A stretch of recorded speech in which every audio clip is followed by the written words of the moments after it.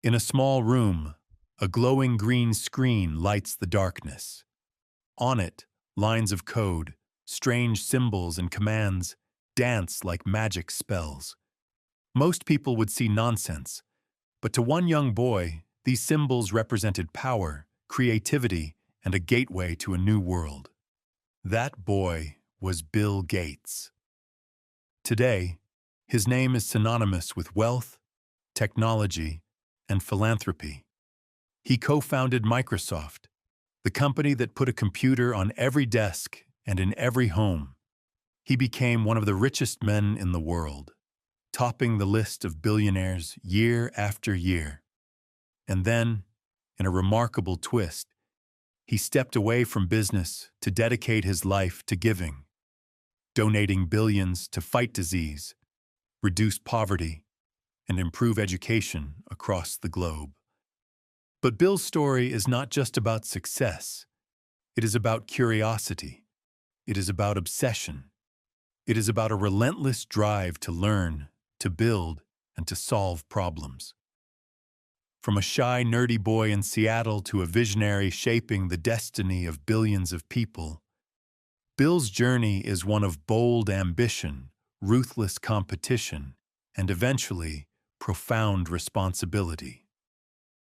To some, he is a genius, a man whose software changed the world. To others, he is a ruthless monopolist who crushed competitors and ruled the industry with an iron fist. And to many, he is a philanthropist, a modern-day Rockefeller, who uses his fortune to try and save lives. Whether admired or criticized, Bill Gates has forced the world to reckon with him. He is living proof that one person's passion, when combined with vision and persistence, can reshape the way humanity works, learns, and even survives. This is the story of Bill Gates, the boy who loved books and computers, the entrepreneur who built Microsoft into a global empire, and the philanthropist who pledged to give most of his fortune away. It is not just the story of technology. It is the story of how ideas become revolutions, how failure can be fuel, how the curiosity of one child can ripple outward to change the lives of billions. And it begins, as all stories do, with childhood. Chapter 1: Childhood and Early Curiosity. Bill Gates was born on October 28, 1955 in Seattle, Washington. His full name was William Henry Gates III, though everyone simply called him Bill. He grew up in a well-off, supportive family that valued hard work, discipline, and education. His father, William Gates Sr., was a prominent lawyer, tall, strong, and principled. His mother, Mary Maxwell Gates, was a school teacher, a University of Washington regent, and a civic leader who sat on boards of major companies. From the very beginning, Bill was curious. He was not the kind of child to sit still. He devoured books, encyclopedias, biographies, textbooks, anything he could find. By the age of 10, he was reading several hours a day, developing a sharp memory and a love for problem-solving. His family noticed his intelligence quickly, but they also noticed something else. Bill was stubborn, argumentative, and endlessly competitive.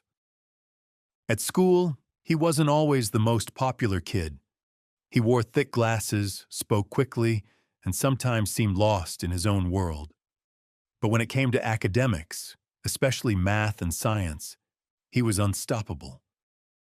Teachers often said he had the ability to absorb information like a sponge. Bill's parents encouraged him to be independent, but they also pushed him hard. Dinner conversations often turned into debates about current events, law, and ethics. Bill learned to argue, to defend his opinions, and to think critically. These family habits sharpened the skills he would one day use to negotiate billion-dollar deals and defend Microsoft in court. The turning point in Bill's childhood came at age 13, when he enrolled in the Lakeside School, a private preparatory school in Seattle. It was here that fate introduced him to the machine that would change his life forever: the computer. In 1968, Lakeside purchased a teletype terminal connected to a General Electric mainframe computer. For most students, it was just a novelty. For Bill, it was a revelation. He was instantly hooked. The glowing screen, the punch cards, the ability to command a machine with words. It felt like pure magic. Bill began spending every spare moment in the computer room. He skipped classes, stayed up late, and even snuck in after hours. He wasn't alone. There was another boy, Paul Allen, 2 years older, equally obsessed. Together they formed a friendship built on code and curiosity. But access to computers in those days was expensive. The school's computer time was quickly used up. So Bill, Paul, and a few friends formed the Lakeside Programmers Club. They found creative ways, sometimes bordering on mischief, to get more computer time.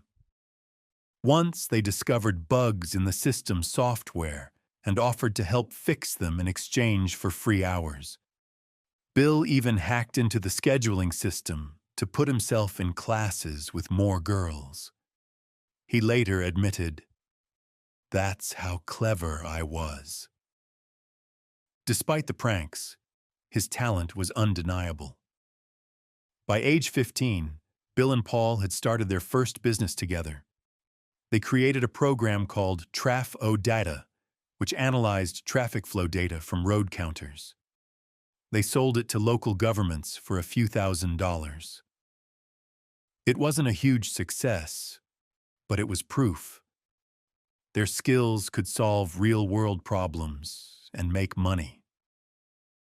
At home, Bill's parents were worried. He was brilliant, but also moody and rebellious. His mother, Mary, pushed him into activities like Boy Scouts and church groups to balance his life. His father wanted him to follow in his footsteps and become a lawyer. But Bill was already charting his own path, one that no one fully understood yet.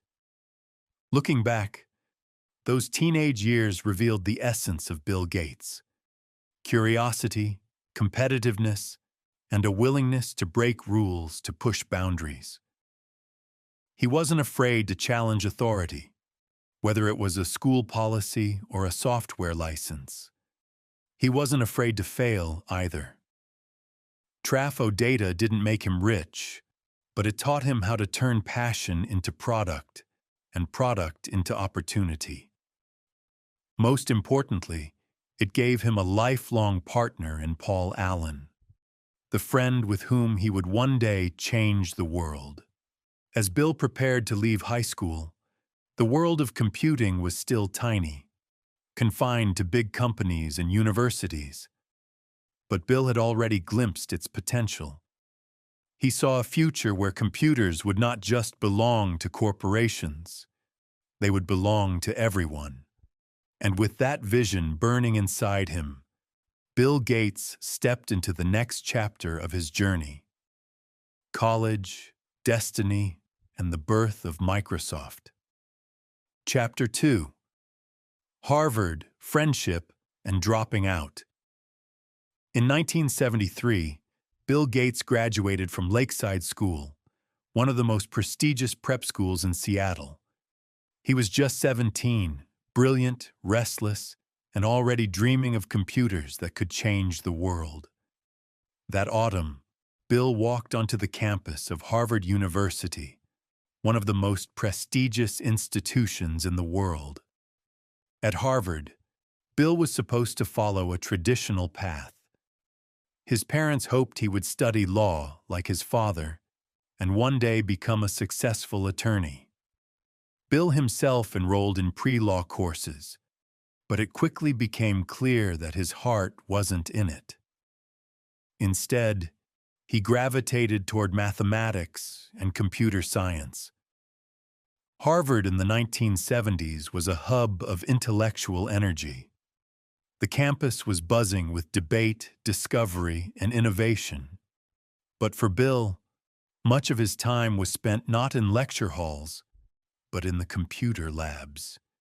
He could sit for hours in front of the teletype terminals, writing code, testing programs, and losing track of time.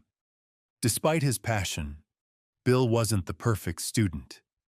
He often skipped classes, procrastinated on assignments, and crammed at the last minute. But when he focused, his brilliance was undeniable. He could read an entire textbook overnight, master the material, and ace the exam the next day. His professors recognized his extraordinary intellect, even if his grades didn't always show it. It was during this period that his friendship with Paul Allen deepened. Paul, 2 years older, was studying at Washington State University, but often visited Bill in Boston. The two had been inseparable since their lakeside days, bound together by their obsession with computers. One day in 1974, Paul showed Bill the cover of Popular Electronics magazine. On it was a photo of the Altair 8800, a new personal computer kit that hobbyists could assemble at home. To most people, it looked like a box of blinking lights. But to Bill and Paul, it was revolutionary. Here was proof that computers could leave the exclusive domain of corporations and universities and enter people's homes. Bill's eyes lit up. He knew instantly that this was the future, and he also knew something else. The Altair didn't have useful software. Without software, the machine was just an empty shell. This was an opportunity. Within weeks, Bill and Paul were on the phone with the creators of the Altair, a company called MITS in Albuquerque, New Mexico. They boldly claimed they had developed a version of the basic programming language that could run on the Altair. The truth? They hadn't written a single line yet, but they believed they could do it. For the next several weeks, Bill and Paul worked tirelessly, writing code day and night. Bill stayed in Harvard's computer labs, barely sleeping, fueled by pizza and caffeine. Paul flew to Boston, and together they created a working interpreter for BASIC. In early 1975, Paul flew to Albuquerque to demonstrate the software.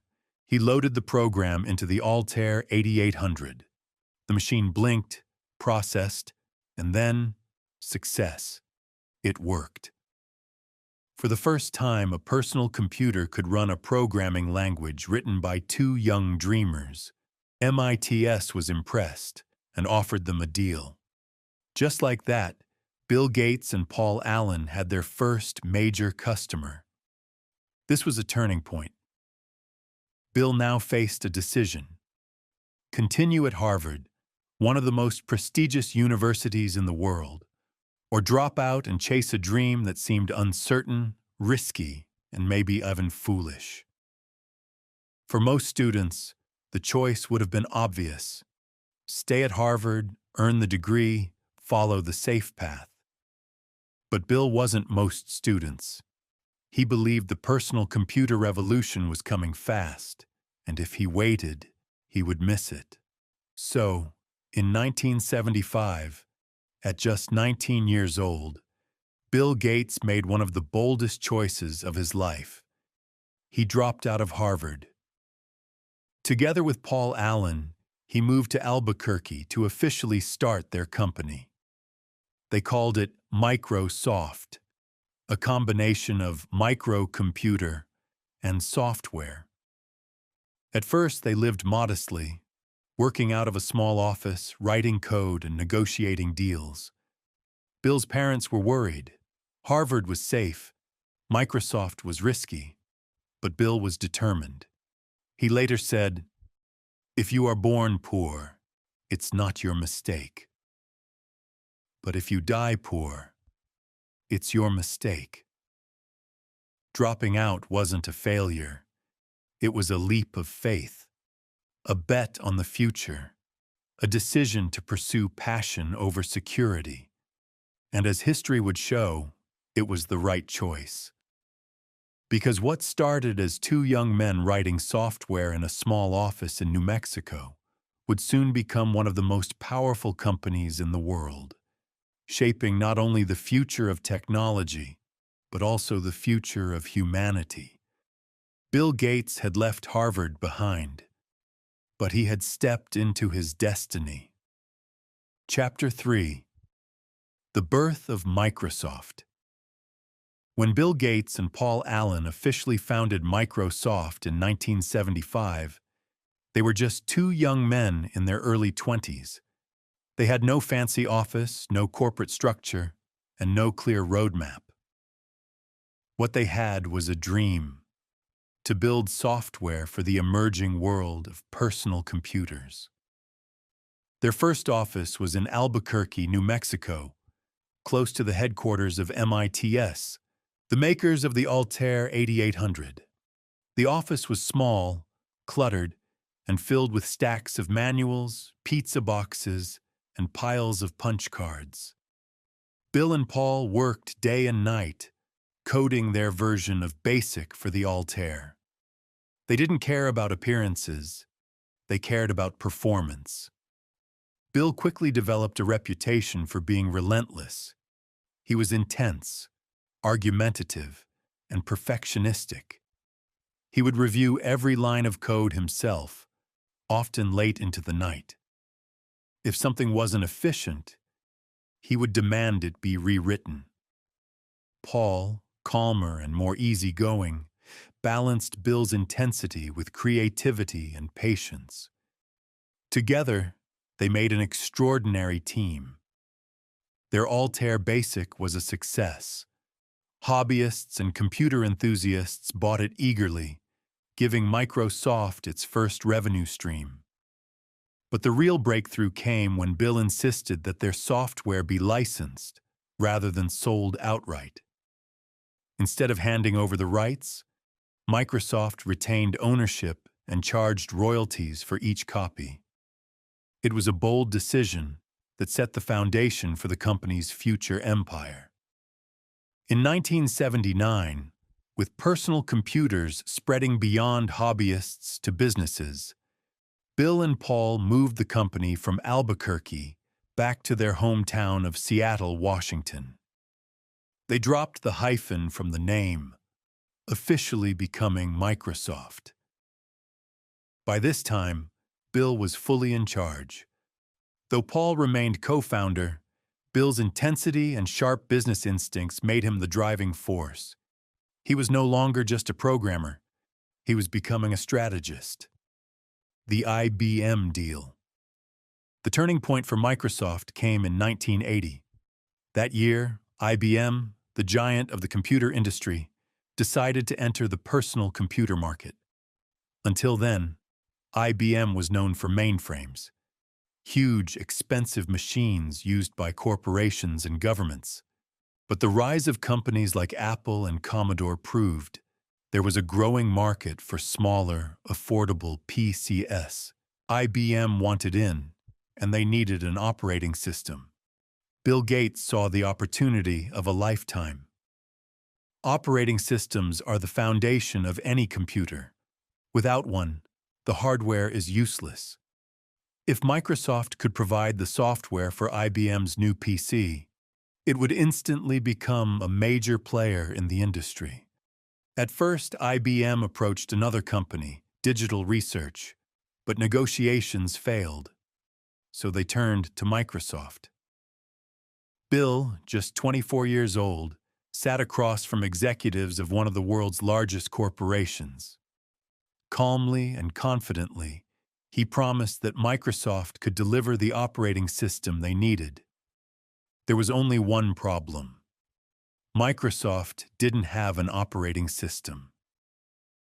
But Bill didn't panic.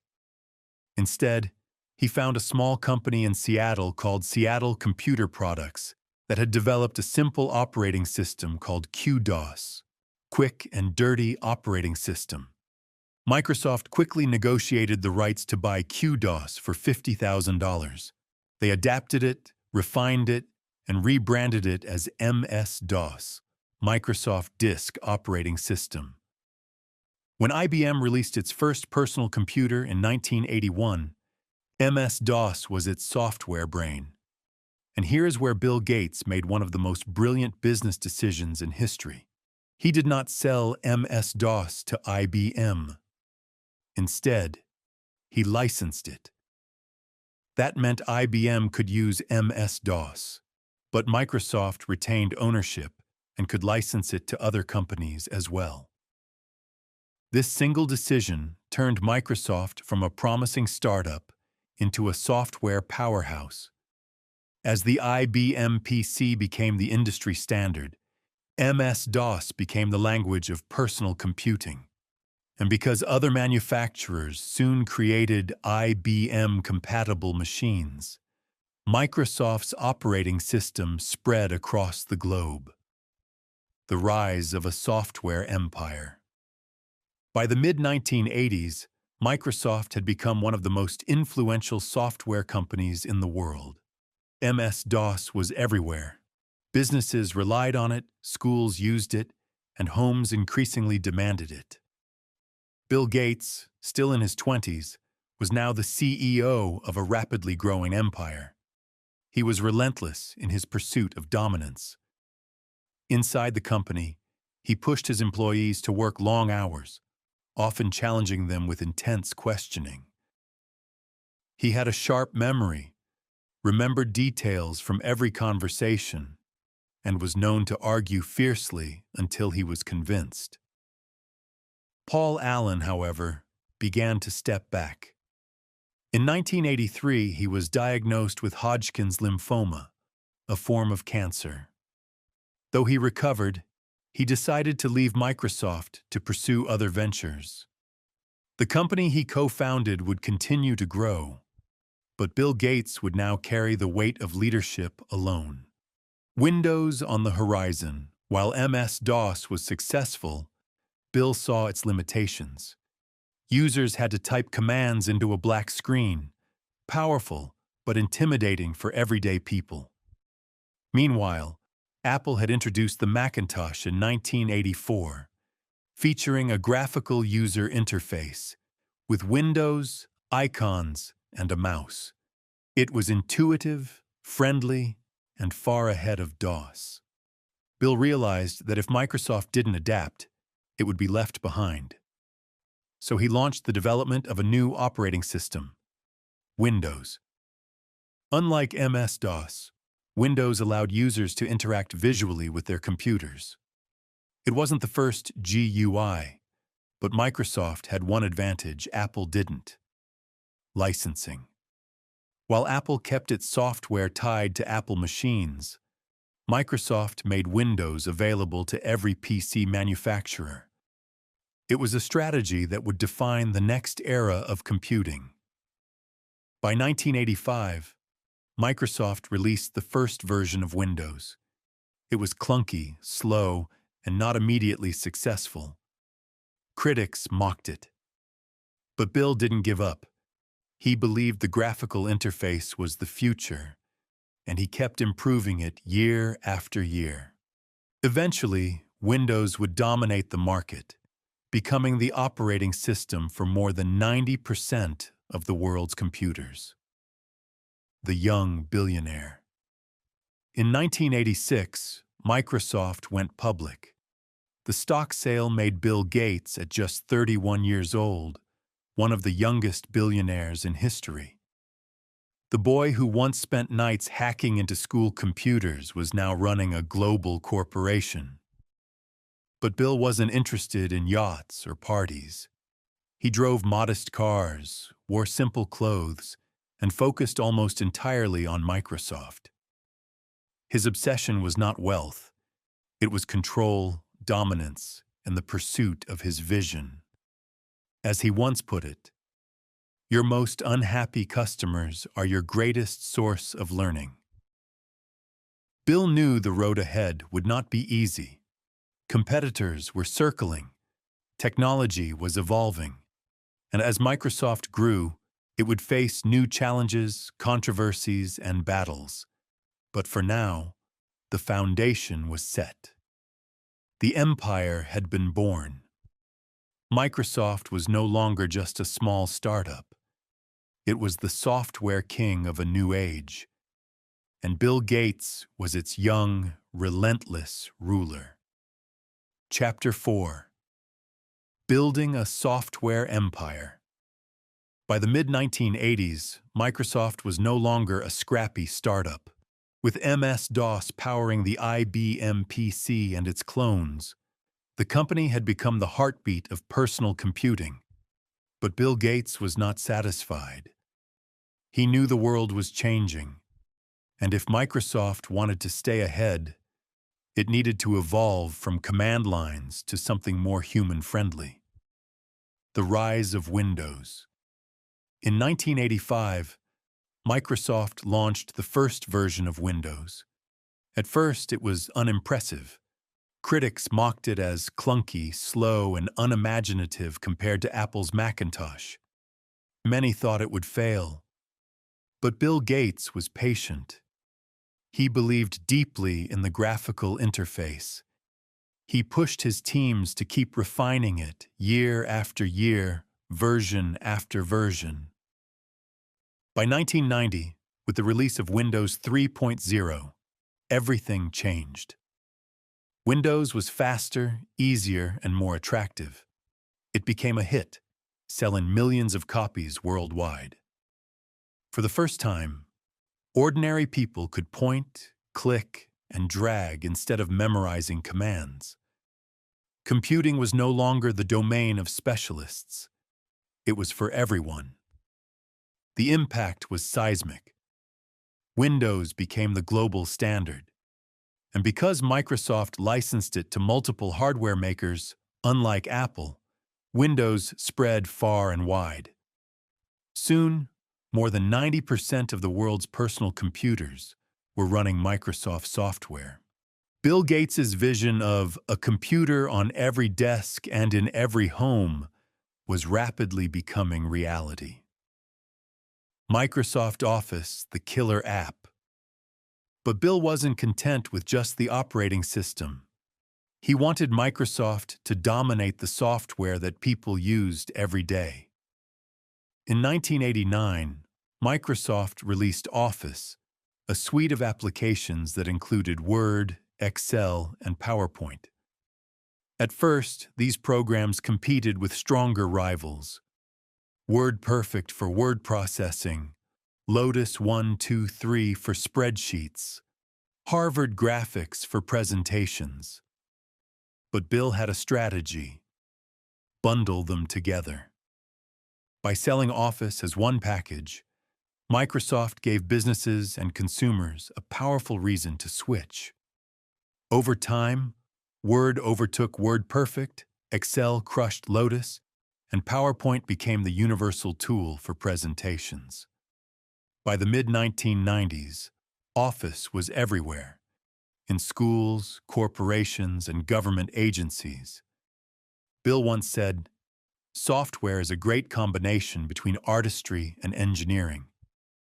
With Office and Windows together, Microsoft had created not just software, but a digital ecosystem. The ruthless competitor. Bill Gates was not just a visionary. He was also one of the most ruthless competitors in business history. Inside Microsoft, he was known for his intensity. In meetings, he would often grill his employees with rapid-fire questions, challenging their logic, dissecting their answers.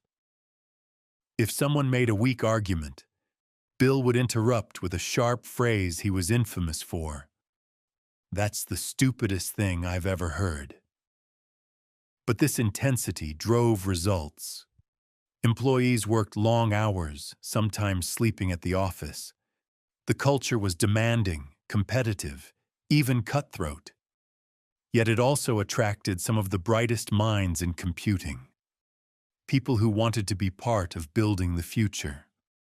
Outside Microsoft, Bill's competitive streak was even more pronounced. He studied rivals closely, spotted weaknesses, and moved quickly to outmaneuver them. He was willing to copy, bundle, or undercut if it meant winning market share. Competitors complained that Microsoft used its dominance unfairly. Supporters argued it was just tough business. Bill himself made no apologies. In business, the idea of measuring what you are doing, picking the measurements that count, like customer satisfaction and performance, you thrive on that, he said. For him, competition wasn't a choice. It was survival. The Internet revolution. By the mid-1990s, Microsoft was at the peak of its power.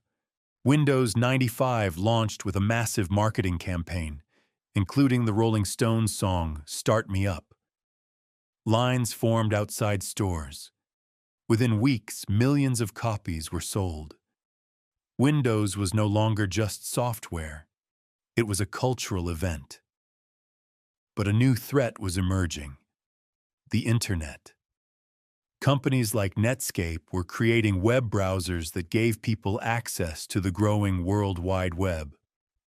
At first, Bill underestimated it. He later admitted, "I screwed up and didn't get the significance of the Internet early enough." When he realized the danger, he moved aggressively. Microsoft bundled Internet Explorer with Windows, giving it to users for free. Netscape, which charged for its browser, couldn't compete. Within a few years, Internet Explorer crushed Netscape's market share. This strategy showed both Bill's brilliance and his ruthlessness. By leveraging Microsoft's dominance, he ensured his company would not be left behind in the Internet age. But it also attracted scrutiny. Regulators began asking, was Microsoft using its power unfairly to stifle competition? The youngest, richest man. As Microsoft's empire grew, so did Bill's fortune. In 1987, at just 31 years old, he became the youngest billionaire in history. By the mid-1990s, he was the richest man in the world, a title he would hold for years. But Bill was not a playboy billionaire. He lived modestly compared to his wealth. He drove an ordinary car, wore simple sweaters, and spent most of his time working. Friends said he was more comfortable in front of a computer screen than at a fancy gala. His passion remained the same: building software, expanding Microsoft, and staying ahead of the competition. By the end of the 1990s, Microsoft was not just a company, it was a digital empire. Windows powered over 90% of the world's computers. Office was the universal language of productivity. Internet Explorer was the gateway to the web. Bill Gates had achieved what few thought possible.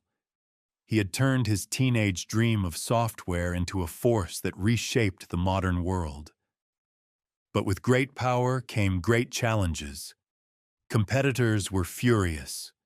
Regulators were circling. The U.S. government was preparing to take Microsoft to court. The empire was vast, but the storm clouds were gathering.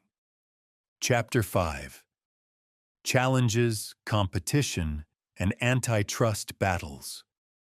By the mid-1990s, Microsoft seemed unstoppable. Windows dominated personal computers. Office was the universal standard for productivity. Internet Explorer was quickly overtaking Netscape. The company's market value soared, and Bill Gates, still in his 40s, was the richest man in the world. But with great dominance came suspicion. Rivals accused Microsoft of using its power unfairly, bundling products together and crushing competitors before they had a chance to grow. Regulators began to take notice, and soon Bill Gates would face one of the greatest challenges of his career: the Netscape War. In 1994, the Internet was exploding. Netscape Navigator, a sleek and powerful web browser, became the gateway to the World Wide Web. For millions of people, Netscape was their first experience of the Internet. Investors believed Netscape could become the next big tech giant, even rivaling Microsoft itself. Bill Gates saw the threat clearly. If browsers became the new platform, Microsoft's dominance through Windows could be weakened. So Microsoft acted. It developed Internet Explorer, and in a brilliant but controversial move, bundled it directly into Windows. Every new PC came with Internet Explorer pre-installed. For users, this was convenient. For Netscape, it was devastating. Why download and pay for another browser when one was already free on your computer? Within a few years, Netscape's market share collapsed. Microsoft had won the browser war, but the victory came at a cost.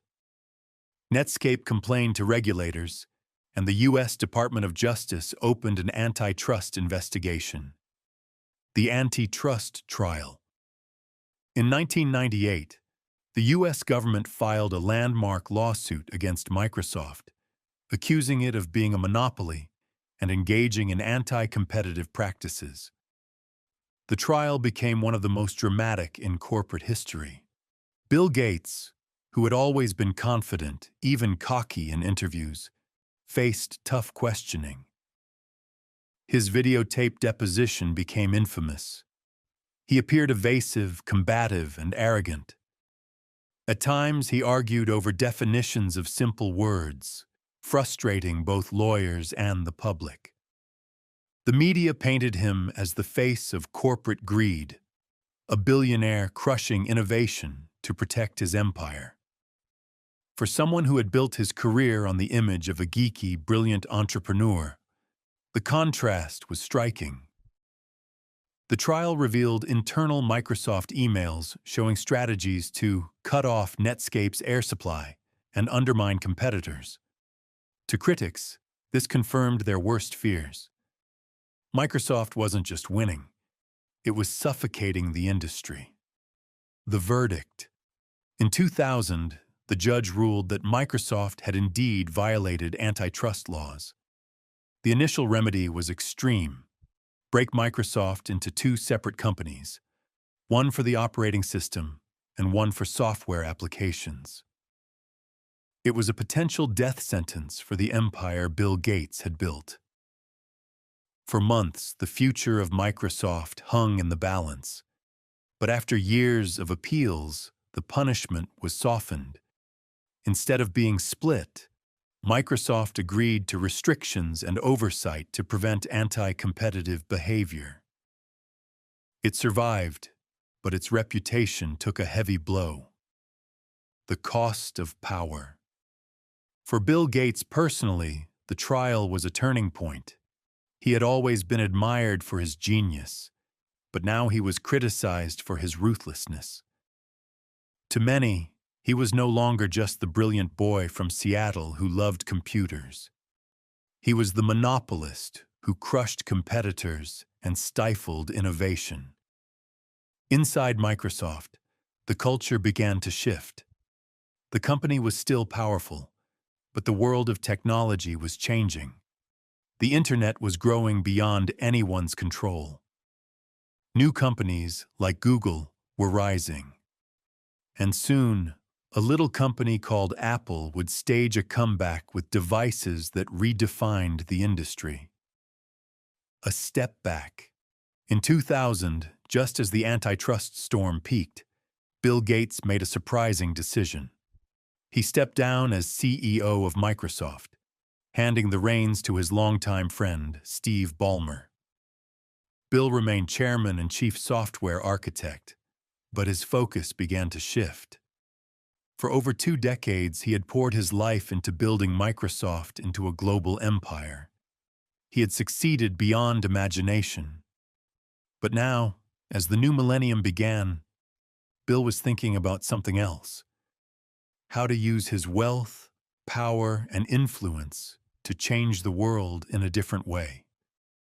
He once said, "It's fine to celebrate success, but it is more important to heed the lessons of failure." The antitrust battle had humbled him. It reminded him that even the greatest empires could stumble. It also made him reflect: was software dominance the only legacy he wanted? Or could he do something greater? A new identity. By the early 2000s, Bill Gates began to reinvent himself. He and his wife, Melinda, had already started a foundation in the 1990s, but now he began pouring more energy into it. Instead of fighting courtroom battles, he wanted to fight diseases. Instead of worrying about market share, he wanted to improve education. Instead of chasing competitors, he wanted to save lives. The ruthless competitor was becoming the world's most famous philanthropist. But before that transformation was complete, Bill would have to face another challenge: stepping away from the company that had defined his life. Chapter 6: Reinvention and the Rise of the Bill and Melinda Gates Foundation. When Bill Gates stepped down as CEO of Microsoft in 2000, many wondered, what next? He was still only 44 years old, still the richest man in the world, and still deeply involved in technology. But the antitrust battles had changed him. After 2 decades of building Microsoft into a software empire, Bill began to think about legacy, not just in terms of business, but in terms of humanity. The beginning of philanthropy. Bill and his wife, Melinda French Gates, had quietly started giving to charity in the 1990s. They were shocked by a newspaper article about millions of children in poor countries dying from diseases like diarrhea and malaria. Diseases that could be prevented with inexpensive treatments. Bill later said, "If you show people the problem and you show them the solution, they will act." He realized he could act. He had resources few others did.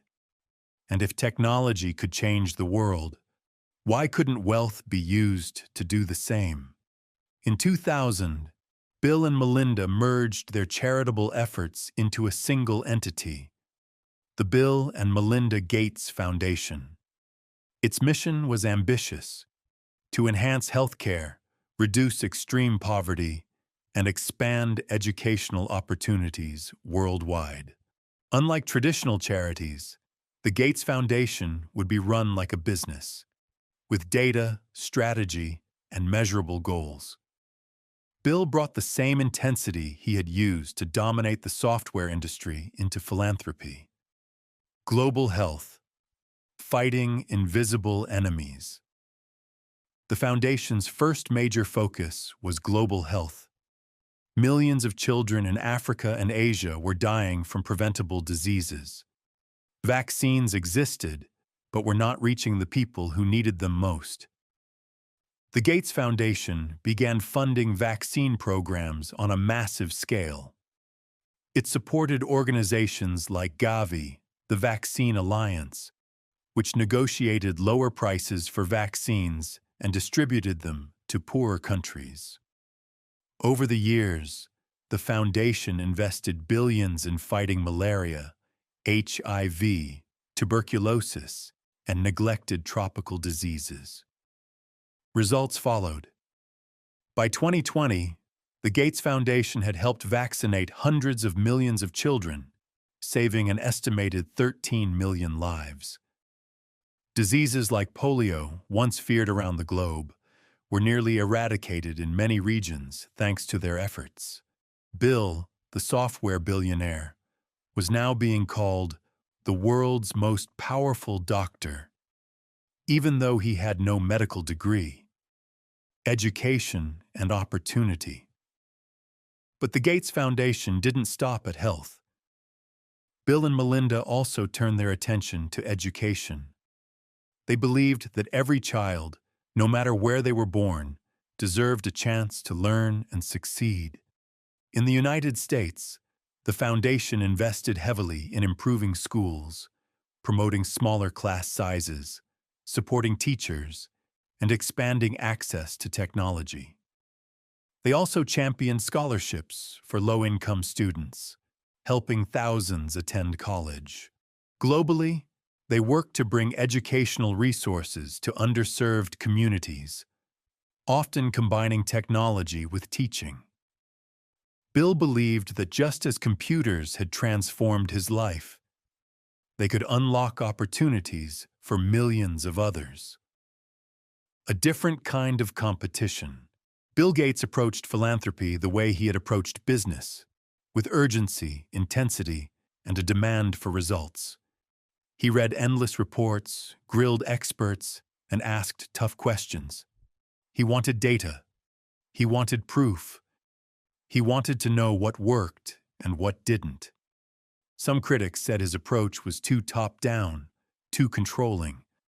Others argued that no private individual should have so much influence over global health and education.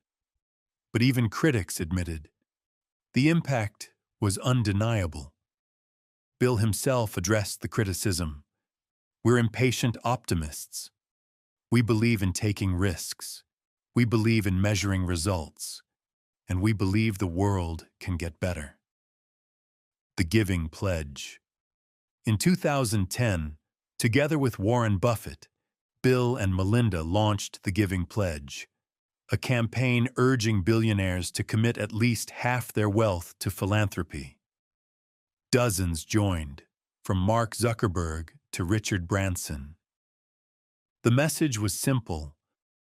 Wealth should not just accumulate. It should be used to solve humanity's biggest problems.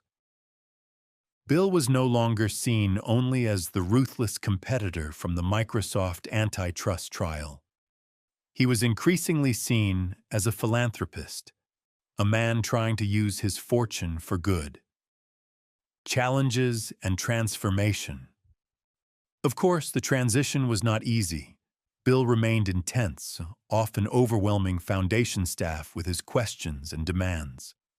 Melinda played a critical balancing role, bringing empathy, warmth, and focus on human stories. Together, they made a powerful team. The Gates Foundation grew into one of the largest philanthropic organizations in history, with an endowment of over $50 billion. Its influence spanned continents, governments, and industries. For Bill, the transformation was profound. He had once been the face of monopolistic power. Now he was the face of global giving. But deep inside, the same qualities drove him: curiosity, competitiveness, and the desire to solve problems. Whether debugging code or eradicating malaria, Bill Gates wanted to win. A new legacy. By the mid-2000s, Bill had largely stepped away from Microsoft's daily operations. He remained chairman for years, then advisor, but his heart was elsewhere. His days were filled with meetings about vaccines, nutrition programs, climate change, and education policy. He traveled the world, not to sell software, but to meet with scientists, farmers, teachers, and health workers. When asked why, he said simply, "Humanity's greatest advances are not in its discoveries, but in how those discoveries are applied to reduce inequity." Bill Gates had reinvented himself, no longer just the boy wonder who had built a software empire. He was now one of the most influential philanthropists the world had ever seen. But his story was not yet finished. For while he had turned his wealth toward helping others, he also had bold ideas about the future. Ideas about energy, technology, and the very survival of humanity. Chapter 7. vision for global health, education, and the future of technology.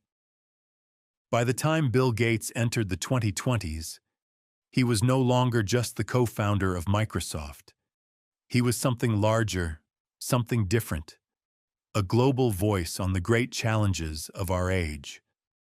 From health to education, from poverty to climate change, his focus was no longer on beating competitors, but on securing humanity's future.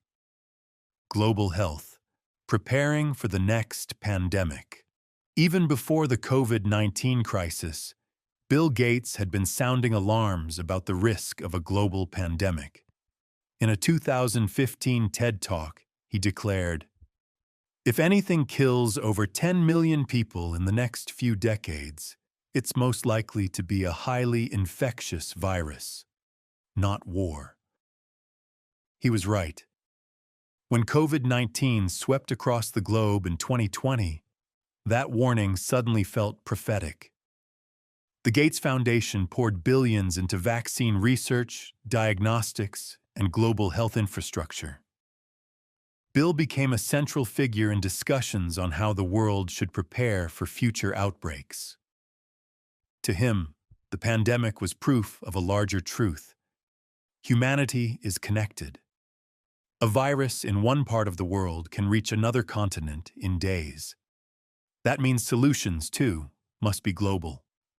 Stronger health systems, rapid response teams, and international cooperation were, in his eyes, not luxuries, but necessities. Bill's vision is clear: a world where preventable diseases no longer claim millions of lives, and where pandemics are met with swift, coordinated action. Education for the digital age. Bill Gates has long believed that education is the great equalizer. But he also knows that traditional education systems are struggling to keep up with the pace of change. Through his foundation, he has pushed for innovations in schools, personalized learning tools, teacher training, and better access to technology. He envisions classrooms where every student has the resources to learn at their own pace, guided by data-driven feedback. Globally, he supports efforts to bring education to the most remote villages, often using digital platforms. He argues that just as Microsoft once brought computers into homes, now technology must bring learning into every corner of the world. But Bill also recognizes that education is not just about software or hardware. It's about opportunity. It's about giving children the chance to break cycles of poverty. As he once said, "The future of our society depends on giving every child a chance to achieve their full potential." Climate change, the toughest challenge yet. In recent years, Bill Gates has turned increasing attention to another existential threat: climate change. He calls it one of the hardest problems humanity has ever faced. Unlike pandemics, which can be controlled with vaccines, climate change requires rethinking entire industries: energy, agriculture, transportation, and construction. Bill argues that reducing emissions to zero is not optional, it's essential. In 2021, he published How to Avoid a Climate Disaster, a book outlining strategies to eliminate greenhouse gases. He emphasized innovation, cleaner fuels, advanced nuclear energy, carbon capture technologies, and sustainable agriculture. The Gates Foundation has also invested in companies developing breakthroughs in renewable energy and sustainable farming. For Bill, climate change is not just an environmental issue, it's a humanitarian one. The poorest, who contribute least to the problem, are often the most affected by floods, droughts, and food insecurity. His vision is bold: A carbon-neutral world where innovation and policy work hand in hand to save the planet. Technology, promise and peril. Despite stepping back from Microsoft, Bill has remained deeply engaged in technology. He has spoken about the potential of artificial intelligence to transform industries, from medicine to education to business. He sees AI as a powerful tool for diagnosing diseases, personalizing learning, and optimizing systems. But he also warns of its dangers: bias, misuse, and the risk of job displacement.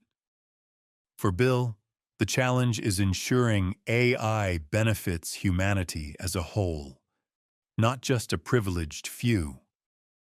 Similarly, he has championed innovations in biotechnology, clean energy, and digital finance. To him, technology is still the greatest lever for progress, but only if guided responsibly. A global citizen. Bill Gates no longer measures success in market share or stock prices. He measures it in lives saved, children educated, and emissions reduced. His speeches and writings often return to a central theme: equity. The idea that every human, regardless of where they are born, deserves a chance at a healthy, productive life. This belief has made him both admired and controversial. Admirers see him as a modern philanthropist on par with Carnegie or Rockefeller. Critics argue he wields too much influence, shaping policies that should belong to governments. Bill listens to the criticism, but remains undeterred. As he once said, "Optimism is often dismissed as false hope, but there is also false hopelessness. The truth is, we can make the world better if we choose to act." Looking forward. What then is Bill Gates's vision for the future? It is a world where malaria is eradicated, where no child dies from preventable disease, a world where every student, whether in Seattle or sub-Saharan Africa, has access to quality education. A world where climate change is confronted with innovation, courage, and urgency. A world where technology lifts humanity rather than divides it. For Bill, the mission is clear: to use wealth, science, and determination to solve the greatest problems of our time. He is no longer just the boy who loved computers, or the entrepreneur who built Microsoft, or the billionaire who won and lost antitrust battles. He is something rarer. A man who, after conquering business, chose to dedicate himself to humanity. And though his journey is not without flaws, his message is undeniable. The future is not written. It is built one decision, one innovation, one act of generosity at a time. Lessons from Bill Gates. Bill Gates' story is not just about computers or money or power. It is about curiosity. It is about resilience. And it is about responsibility. As a boy, he was the shy, nerdy kid who preferred books to playgrounds, who stayed up all night exploring the mysteries of programming. His curiosity set him apart, and it gave him the courage to pursue a future few could even imagine. As a young man, he dropped out of Harvard to chase a dream that looked reckless at the time: building a company around software. He and Paul Allen wrote code in a tiny office in Albuquerque, hungry and unproven. But their belief in the future of personal computing gave birth to Microsoft and changed the world. As a leader, Bill was relentless. He fought competitors fiercely, demanded excellence from his employees, and refused to accept limits. His drive built an empire, but it also brought criticism, lawsuits, and moments of reckoning. The antitrust battles of the 1990s reminded him, and the world, that even the most powerful companies must be held accountable. But perhaps the greatest chapter of Bill Gates' story began not in a courtroom or a boardroom, but in a foundation office. After conquering the tech world, he chose to turn his wealth and intellect toward humanity's most pressing challenges: disease, poverty, education, and climate change.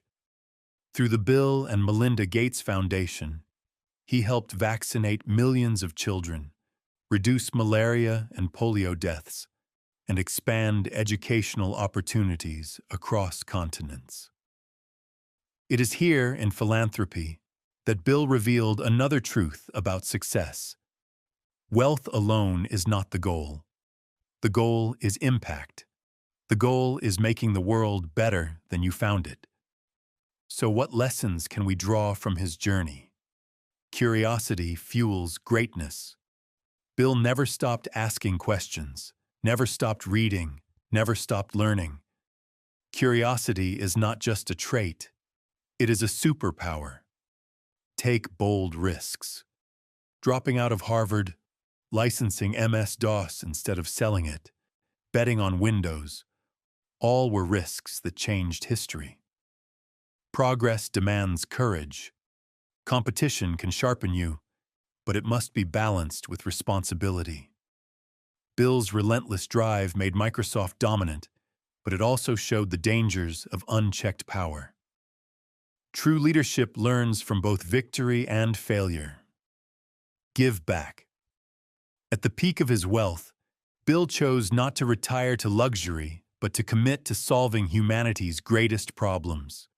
He understood that success without service is incomplete. Bill Gates is not perfect. He has been criticized, questioned, and misunderstood. But his story is proof that one person's vision, when combined with persistence and responsibility, can touch billions of lives. He once said, "Don't compare yourself with anyone in this world. If you do so, you are insulting yourself." His life reflects that principle. He carved his own path, not by imitating others, but by following his unique mix of curiosity, intellect, and determination. As we close his story, we are left with a question for ourselves. What will we do with our gifts? Our time, our knowledge, our resources? How will we use them? Because in the end, the legacy of Bill Gates is not just Windows or Office. It is not just billions donated. It is the reminder that the measure of success is not how high you climb, but how many people you lift along the way. So, what problem will you dare to solve?